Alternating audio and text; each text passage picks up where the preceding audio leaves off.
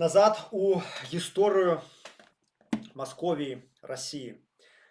З моманту свайго ўтварэння Расія заўсёды шчымілася на захад.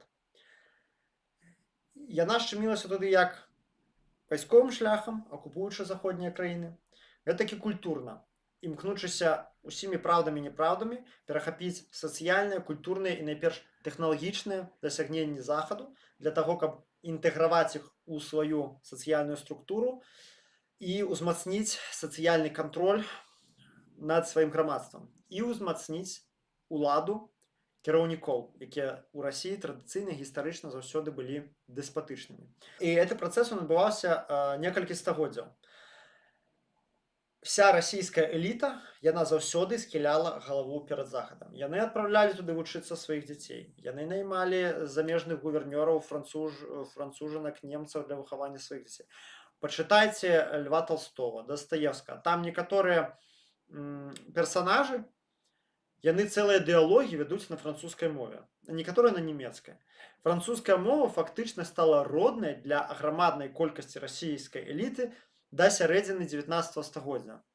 Паход на захад Александра II толькі ўзмацніў гэтую Александра I толькі ўзмацніў гэтую, я маю на ўвазе напалеонскі паход, узмацніў гэтую тэндэнцыю. Вся эліта тагачасная, вось у час росквіту расійскай імперыі, гэта 19 стагоддзе, так, яна жыла між захадам і расійскай імперыяй. Яны ездзілі ў Ніццу, у Баден-Баден, на Рів'еру. Карацей, яны адпачывалі все на захадзе, все, хто, канешне, мог сабе гэта дазволіць. Гэтым прасякнута проста вся іхняя культура. Пачытайце літаратуру, пачытайце ўспаміны, гэта абсалютна відавочна, што іхняя эліта была вся еўрапеізаваная. Але захад не пускаў іх, усю Расію, маю на ўвазе, як дзяржаўнае ўтварэнне, не пускаў да сябе, не прызнаваў ніколі маскавітаў за сваіх. Найперш, я так лічу, гэта маё меркаванне, за іх формы кіравання.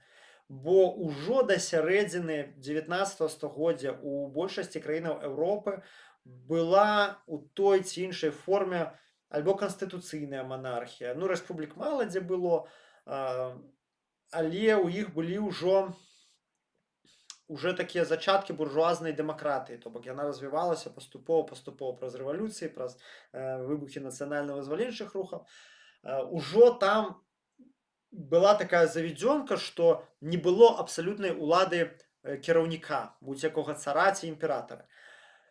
Ужо прасоўваліся канцэпцыі правоў чалавека. Ужо ў 1807 годзе Великабрытанія афіцыйна забараніла рабства, гандаль рабамі, так, забіла яго нелегальным і пераследавала по суду і саджала ў турмах тех, хто гандляваў рабамі. В Расійскай імперыі рабства існавала да 1861 года пад такой сціплай назвай крепостное право.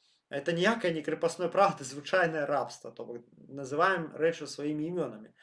Вось. І захад іх не прымаў, не лічыў за сваіх, хаця асобныя прадстаўнікі Расійскай імперыі маглі інтэгравацца, заўсёды яны былі як бы чужакамі, потому што вся ментальная, сацыяльная, культурная канструкцыя Расіі, яна супярэчыла заходнім каштоўнасцям ужо тады. І Расія вельмі моцна пакрыўдзілася. То бок яны гэтую крыўду сфарміравалі ў свой час, яна з імі пайшла праз стагоддзе. Расійская эліта ўжо ў сярэдзіне 19 стагоддзя пачала забаўляцца часткай почвеннічествам, так званым, што на черта нам этот запад, у нас тут все сваё, исконно-пасконно, рускае. Маленне вось гэта бясконцае на вот этот лубок, на этот дзяржаўны квасны патрыятызм. Все вот это вот фофудзя, разумееце, все то, что перекочевало. Я не буду зараз пералічваць аўтараў расійскіх, якія пісалі на гэтую тэму. Ну, ось таму часу належыць вялікая колькасць усялякіх раманаў, ура-патрыятычных, належыць цэлая плеяда, зараз уже паўзабытыя аўтараў і мастакоў, і паэтаў дзяржаўна-шавіністычнага патрыятычнага кшталту, якія праслаўлялі великую Расіюшку, которая, дескать, духовная, народ богоносец і гэтак далей. Я лічу, што ўся гэта антызаходняя рыторыка вялікай часткі расійскай эліты пайшла ад крыўды за тое, што іх не пусцілі на захад. За тое, што ўсе тэхналагічныя дасягненні захада ім прыходзілася выкупаць за грамадныя грошы ці выкрадаць. Так? Ну, калі мы паглядзім спробы Расіі мадэрнізавацца напрыканцы 19 стагоддзя, усе спрэс-інжынеры, высокакласныя спецыялісты, усе заходнікі, ну, пераважна немцы, крыху англічане. Першую чыгунку у Расіі, там з Масквы в Санкт-Петербург, вядома, будавалі англічане. Першая чыгунка на Беларусі, да, так вы разумелі, як да сваіх калоній ставілася метраполія, была пабудавана амаль праз 40 год, як была пабудаваная першая чыгунка ў Великабрытаніі камерцыйна, разумееце, то бок адставанне якое, можете себе уявіць. І все это рабілі немцы, рабілі еўрапейцы. Все свои вот это тэхналагічныя дасягненні, все ім прыходзілася украдкай забіраць у захада, разумееце. Захад дзяліўся неахвотна, бо зноў жа адчуваў ментальную чужынства вось гэтых эліт у параўнанні з сабой. І памятаў таксама і падаўленне венгерскай рэвалюцыі 1848 году, і французскі паход Александра I 1813 году. І французы зноў жа памяталі, як Расія дапамагала хай ускосна давіць французскую рэвалюцыю напрыканцы 18 стагоддзя. Я ўжо не кажу пра ўсходнюю Еўропу, гэта палякі. Яны ўсё памяталі цудоўна, як Расія з імі абыходзілася, як разарвала Польшу, і гэтак далей. То бок крыўда расійскіх эліт была каласальная. Яны заўсёды адчувалі сябе ў Еўропе людзьмі другога гатунку. І ў прынцыпе еўрапейцы так да іх і ставіліся. Там былі такія цікавыя гістарычныя замалёўкі, што калі прыйшлі рускія ў Парыж в 1813 годзе, там французскія дамы былі в шоке, калі пабачылі гэтых башкіраў, і вот это все татарскія народы сібірскія на конях з лукамі. То бок для іх это был просто шок. Это що, гунны или это монгольское нашествие? Что это, що адбываецца? Вот уявіце, якое іх уражанне, да, склалася аб Росіі. То бок там уже паровая машина, там уже паровы пресс, рэспубліка, і электрычнасць уже дзе-нідзе пачынае з'яўляцца, а тут гунны эти з лукамі у цэнтры Парыжа, разумееце? І ведаеце, тут якраз той момант, дзе ватныя прапагандысты у нейкім моманце правыя, што Захад рэальна глядзіць на Расію, калі браць глобальна, геапалітычна, толькі як на сыр'евы прыдатак. Дык а як на іх яшчэ глядзець? Хаця, канешне, зноў жа варта прызнаць, што заходнія краіны, як яны заўсёды будаваліся хутчэй на мерытакратыі, асабліва тое ЗША, яны рады забраць сябе лепшых прадстаўнікоў расійскага народу, а лепшых прадстаўнікоў расійскага народу мы памятаем, ведаем, заўсёды ў Расіі чмырілі. Гэта гістарычная традыцыя. Каго не паглядзі, вялікага мастака, пісьменніка, паэта, навукоўца, самыя вялікія з іх, самыя выбітныя, таленавітыя, у іх ва ўсіх былі праблемы з уладай. Ва ўсіх. Яны альбо былі ў выгнанні, альбо мелі нейкія вымовы, прэтэнзіі з боку ўлады, альбо ўвогуле былі зэкамі, сядзелі ў турмах, на катаргах, і гэтак далей. Альбо былі проста ў ахранным аддзяленні адзначаны як неблаганадзейныя. Але Захад ахвотна забіраў сабе гэтых людзей і выкарыстоўваў іх, далучаў да сваёй цывілізацыі. Нават і сёння гэта заўважна. Прыклад, вось Віталій Бутэрын, стваральнік Этэриума, Ілья Суцкевер, адзін з суаснавальнікаў OpenAI, нарадзіліся ў Расіі, і тым не менш для Захада это абсалютна свае людзі, потому што яны жывуць у межах заходніх каштоўнасцяў, і плюс яны супер таленавітыя, супер разумныя. Чаму б не далучыць іх да заходняй цывілізацыі? То бок тут не пра расізм хутчэй гаворка, а хутчэй пра розніцу культур. Вось. І далей што адбываецца?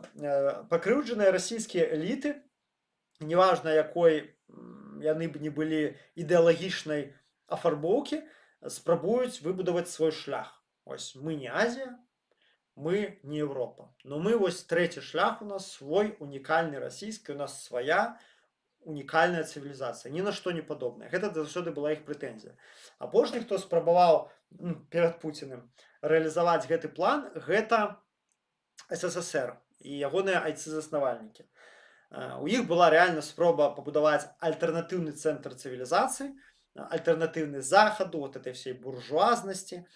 і ісці сваім цывілізацыйным шляхам. Можа хтосьці мне можа сказаць, што іх это часткова атрымалася. Вроде как, правда? Але калі браць што да тэхналогіі, тэхналагічнага развіцця, бо ніякая цывілізацыя не можа зрабіць свой адванс без тэхналагічнага развіцця, вось гэта вось хаця бы бегці хаця бы нос да носа ў гэтай тэхналагічнай гонцы. Все асноўныя здабыткі тэхналагічныя, якія СССР дазвалялі ісці ўровень з заходнімі краінамі, это ўсё было скрадзена шляхам прамысловага шпіянажа. Але нават не гэта прамысловага, ваеннага і гэтак далей. Але нават не гэта галоўнае. Марксізм, на якім будавалася уся дзяржаўная машына Савецкага Саюза, на якім стаяў увесь Савецкі Саюз, гэта заходняя ідэалогія. Марксізм прыдумалі нямецкія жыды. І Расія, СССР, Савецкая Расія, прэтэндуючы на тое, каб быць альтэрнатыўным цэнтрам цывілізацыі, ўсё роўна рабіла гэта на тле заходняй ідэалогіі. Дэміург дзяржаўнай ідэалогіі СССР Уладзімір Ульянаў, ён жа Ленін, 15 год пражыў на захадзе, у Швейцарыі, у Германіі, у Великабрытаніі. І зараз, сябры, тая самая сітуацыя. Прапагандысты Владимира Салоева ведаюць все, правильно? У ягоных дзяцей амерыканскае грамадзянства. Дачка Владимира Путина Марыя Варанцова, вось яна на фото, до 2014 года жила у Нидерландах. Другая дачка Владимира Путина, Екатерина Тихонова, усё сваё жыццё жыве на две краіны. Гэта РФ і Германія. Это, падкрэслю, не кагосьці, а Владимира Путина. І вось зараз выйшла расследаванне праекта «Сістэма» аб тым, як выхоўваюць дзяцей Пуціна ад яго ўжо наступнага шлюбу з Алінай Кабаевай. Я недарма вырашыў прычапіць гэты момент і зрабіць яго кавалкам стрыма, потому что, ну, настолькі ён паказальны, настолькі просто, не скажу, што мяне шакаваў, но просто ўразіў, і, по-моему, это такая добрая нагода паговорыць аб тым, што ёсць Расія. Ну і вось я тут дазволю себе досыць шырокае цытаванне. Значит, адзін з гэтых, там двое дзяцей ад гэтага шлюба, ну, двое тых, пра каго вядома. Значит, першы Іван нарадзіўся ў 15 годзе, і другі малодшы Владзімір у 19 годзе. Значит, найм гэтых гувернёрак для дзяцей Пуціна і Кабаевай ажыццяўляецца праз стрыечных сёстраў Кабаевай, Федзіну і Галавачову. То бок, ну, Путін же не можа наўпрост пазваніць кудысь і сказаць: выпішыце мне з замежжа гувернёрак. Гэта трэба зрабіць праз цепочку пасярэднікаў. Гэтыя Федзіна і Галавачова, сёстры Кабаевай, у сваю чаргу карыстаюцца паслугамі 78-гадовай Ірыны Тарасавай, вайсковай пенсіянеркі, якая служыла ў СВР, службе внешняй разведкі РФ. Менавіта Тарасава праводзіла сумогі з кандыдатамі на працу і дасылала Федзінай і Галавачовай характарыстыкі і дадзеныя будучых гувернантак. Між дзецьмі і гэтай самой гувернанткай атрымоўвалася звяна ланцуга пасярэдніка. Гэта Кабаева, ейныя сёстры і Тарасава, старая грушніца. Ужо ў 2018 годзе у трохгадовага Вані, сына Пуціна, у раскладзе былі ангельская, нямецкая мова. В сістэме, гэта, ну, група даследнікаў, яна так называецца, «Сістэма», удалося выявіць звесткі пра прыблізна 20 выкладчыкаў, якія ў розны час працавалі у сям'і Пуціна і Кабаевай з 17 по 25 год. Сярод іх, увага, грамадзяне Великабрытаніі, Паўночна-Афрыканскай Рэспублікі, Новай Зеландыі, Нямецчыны, Аўстрыі, Ірландыі. То бок, акрамя пар, фактычна все калектыўны запад. То бок, і з Паўднёва-Афрыканскай Рэспублікі, я ўпэўнены, там патомкі бураў. Нашчадкі бураў, белых перасяленцаў, дакладна не негрыцянка мясцовая, правда? То бок, бачыце, все варожыя краіны самага апірышча вось этого заходняга свету. А дзе ж Зімбабве? Почему ён не бере себе, не взял гувернёрак Зімбабве, з Китая? Китай, ну, прабачце, тэхналагічна развітая краіна, правда? Паўночная Карэя, Куба, стратэгічныя партнёры, на худой конец з Беларусі. Чаму не взять гувернёрак Владимиру Путіну? Не, Нямецчына і Аўстрыя. Працадаўцы між сабой называлі гувернантак брытанцы альбо немцы, у залежнасці ад мовы, якую яны выкладалі.